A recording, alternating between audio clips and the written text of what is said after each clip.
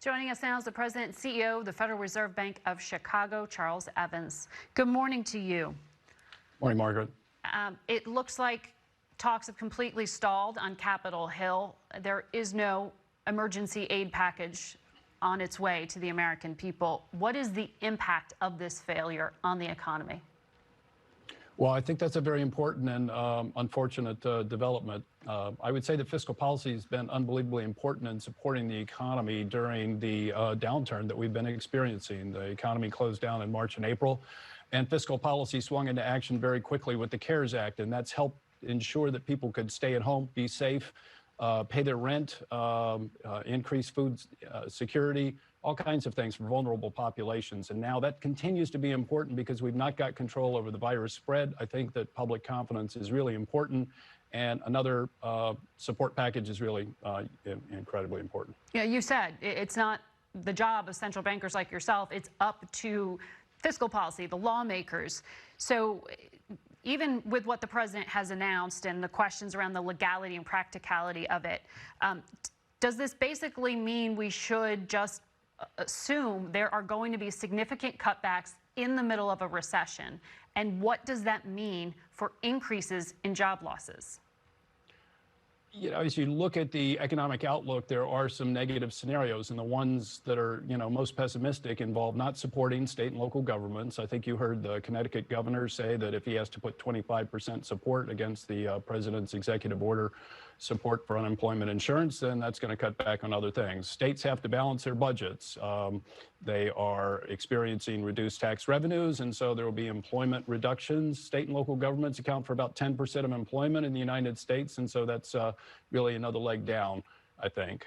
Paycheck protection has been very useful. Extending that to small businesses also would be very helpful. In Chicago, we've had some panels. We've talked to people in neighborhoods, middle income, minority neighborhoods. And according to Stacey Young, the Preservation Project, she's indicated that unemployment insurance has really helped low income workers pay their rent. They've been able to, in those neighborhoods, small businesses or landlords, and so that keeps the money in the neighborhoods and provides better food security. I think that, as Scott Gottlieb just mentioned, it also spills over to rural and exurb areas too, because they're also hard hit. So it's, widespread support could be very beneficial. So the official unemployment rate is at 10%. What do you think the actual is, and where do you think it's headed, given what you just laid out? Undoubtedly, it is somewhat higher. It doesn't capture all the people who'd really like to work and somehow don't fill out the surveys right. I think there's a percentage point discrepancy. I think there's a huge amount of inequality as it's experienced according to different racial groups. And so black unemployment is over 14%, Hispanic unemployment is over 12%, white unemployment is 9%. So that inequality gap has persisted. And I think that providing more support, the Fed has been providing accommodation. I think if we got the kind of support that we needed as quickly as possible, got control of the virus, perhaps all the people who were sent home to stay safe could be brought back by their previous employers. We are down 12.9 million jobs since February. If most of those could go back, we could enjoy low unemployment like we experienced at the end of 2019. To that point, your colleague in Minneapolis, Neil Kashkari, was on this program last week, and he called for a month or 6-week shutdown to get the kind of contact tracing in place to do what the Northeast has been able to do.